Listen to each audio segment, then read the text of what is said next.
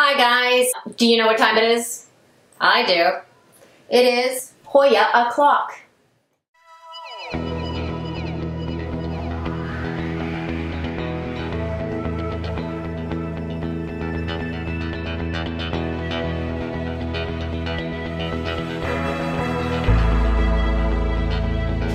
It is Hoya'clock, which means we're going to talk about Hoya, of course, right?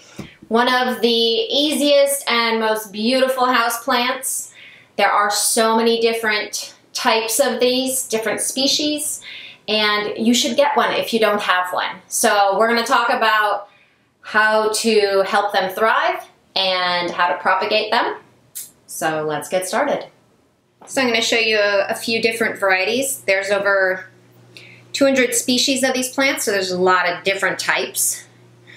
Some of the more popular varieties are Carnosa, Linearis, Rutusa, Compacta, and Publicalyx. You can see most of them have big, fat, waxy leaves, and all of them have a sweet smelling flower. This one has, let's see if I can get it, really nice big leaves.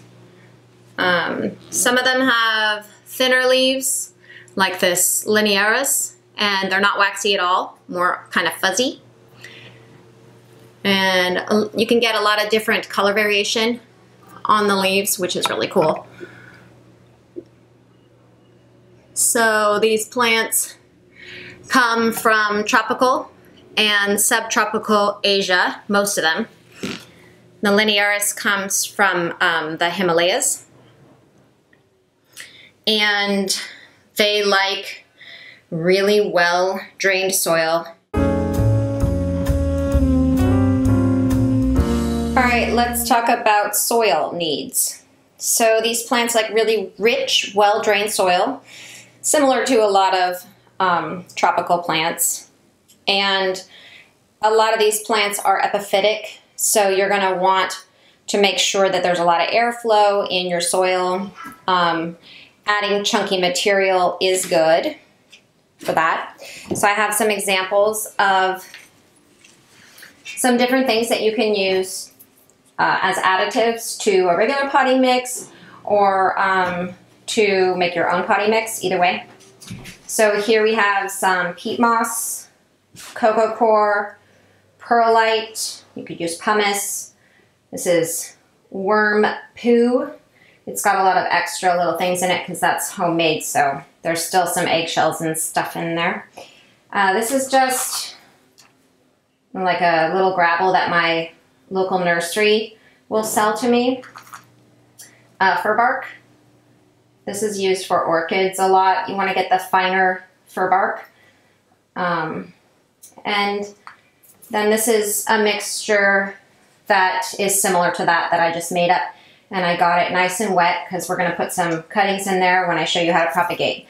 So, you know, you can use any of these different materials.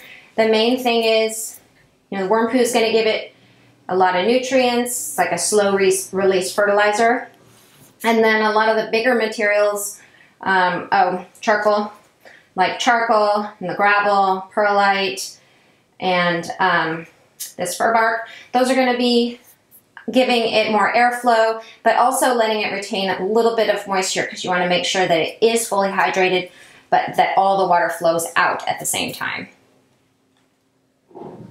All right, so you've got your Hoya, you've got your soil down. Maybe it's just being kept in the same pot that you got from the nursery, which is totally fine. Now what? So most likely, you know, your Hoya came in a little plastic pot, totally fine to leave it in that pot. In fact, Hoya really don't like being transplanted. They have very slow growing roots, and if you put it in a big pot, big container, then a lot more moisture is going to get in it, more of a chance for it to root the rot the roots. So keep it in a small pot. Don't transplant it to the next bigger size. Wait a long time before you do that, at least. Your plants are going to really thank you for that. So you bring it home, you know, you've got it in this plastic pot, it's kind of ugly, just stick it in another pot over it, make it look cuter. These plants are great for hanging because a lot of them have like a trailing habit, and some of them are aggressive growers, so they'll grow all over the place. You can train them up your walls, and you could train them like, you know, make a little trellis thing, train them up that, train them up some bamboo. So you're not sure where to put your plant now that you got it home. Where do I put it? They're gonna want a lot of light, and they can actually handle a good amount of sunlight. In the morning, I like to keep my Hoya in a window that gets morning sun, and they do really well. The more light that they're getting, the more water they're gonna need. And what's really cool about the bigger leafed plants is that they tell you when they're ready for water. So they'll get kind of wrinkly, and then you know that they need water. They're perched. So when you water them, make sure you fully drench the whole plant. Watch all the water come out. I like to take them to my sink, spray them off, spray all the leaves off, and then let the water drain out. And I don't know, I mean, for these guys, it's really, they're not gonna totally die if they don't get watered. You can get a little shriveled looking, but they're gonna be okay. So maybe twice a month for these guys, and they're in the sun. If they're not in the sun, they probably don't need it as often. Now that said, some of the smaller leafed forms like linearis or retusis, they're going to need water more often, and with the bigger leafed Hoya, you're going to want to make sure that the soil's all the way dried out before you water it again. With the linearis, half dry is fine. I'm going to need to water this guy more like once a week and not quite as much sun. This one was getting some morning sun, and it still is, but I can see a few spots where it's burning a little bit. It's not too bad, so I'll probably leave it there, but I'm definitely watching it because it's a very, very special plant to me, and I don't want it to burn up too much. So let's go over propagation now, okay? Propagation is really fun because you get to make little baby plants, and Hoya are really, really good at that. In fact, Hoya, not only do they have nodes, which is where the leaf meets the stem, but Hoya actually have these little bumps on the stems, and those are internodes, so they're the roots will actually grow off of those internodes, which is super cool. So you could cut them like anywhere along this stem and they're gonna grow. But I'm gonna show you a few different ways to propagate Hoya. And you could try any of them or all of them. I like to experiment to see which ones are working the best. One more note about Hoya, humidity. So they're gonna really, really thrive with more humidity and warmer temperatures. They like between 65 and 85, and they're gonna survive with low humidity, but if you give them more, especially some of the finer leafed varieties, they're going to thrive. So this one lives in my bathroom, trying to give it some of the steam from the shower. I don't have a humidifier, but if I did, I would definitely keep it near this one. All right, so here we have a few different ways of propagating. We have a container that I have a lid for, and that's a clear plastic container. If it had a clear lid, that would be even better. But I have it up so that the light can come through the sides. And I have a few different plants in here, but here I have a Hoya. And this is actually on top of some forest moss, which I don't prefer. I prefer long fibered peat moss. But I'm experimenting with this forest moss because it was the most readily available thing, and I accidentally bought it, actually, is what happened. So with this little propagation box, I'll usually just spray it down, get it a little wet, and put the top on it.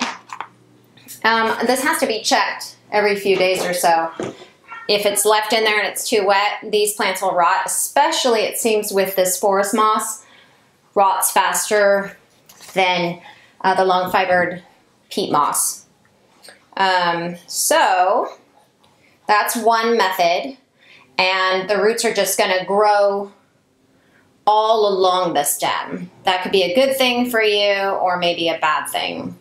So if you only want the roots to grow out of the bottom, well, that's not gonna happen in that little propagation box here. But what's great about this is you can just throw stuff in there and it's so easy, it'll just start growing.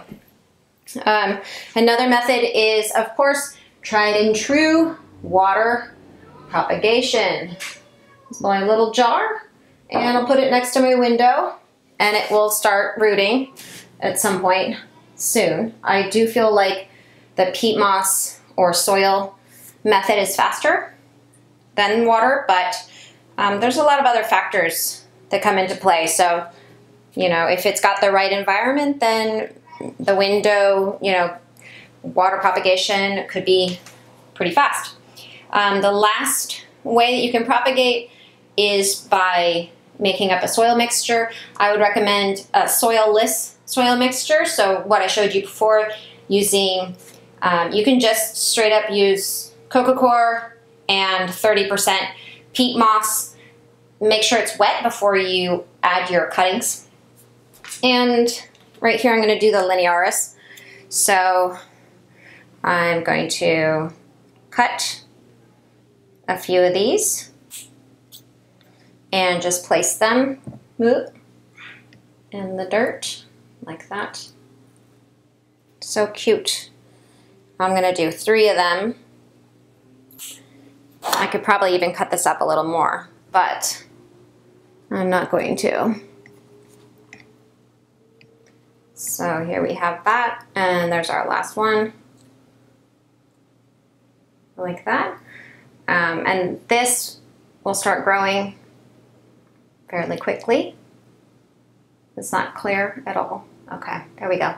What's nice about this is that I can get a bunch of different ones going, and the roots are mostly just gonna come out the bottom instead of, you know, out the sides, which is gonna happen in this propagation bin.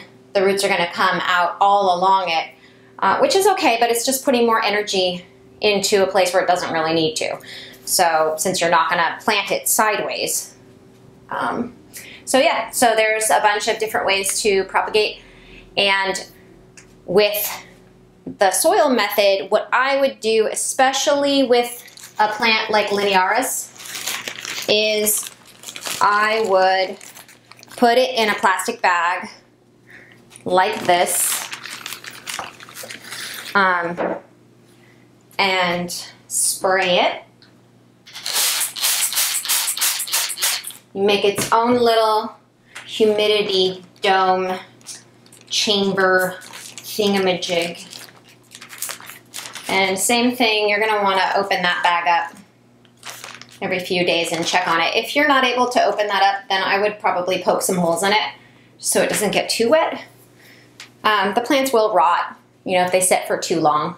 So this one, I'll make sure that both of these have some indirect light. They could take a little, they usually actually get a little bit of sunlight, but it's, it mostly just warms it up because the light is diffused, especially in the container one. The light's diffused through the sides. You know, it's not quite as bright coming through the side as it would directly on the plant. All right, I think that Hoya'clock is coming to an end, and I hope you enjoyed this video and you learned something as well. That is the best, when you learn and enjoy. That's so fun. So please, please get yourself some Hoya. Grow them, love them, talk to them, and then don't forget to subscribe. Watch my videos, click on the next one, like them too. All right, thank you so much guys, take care, and see you soon.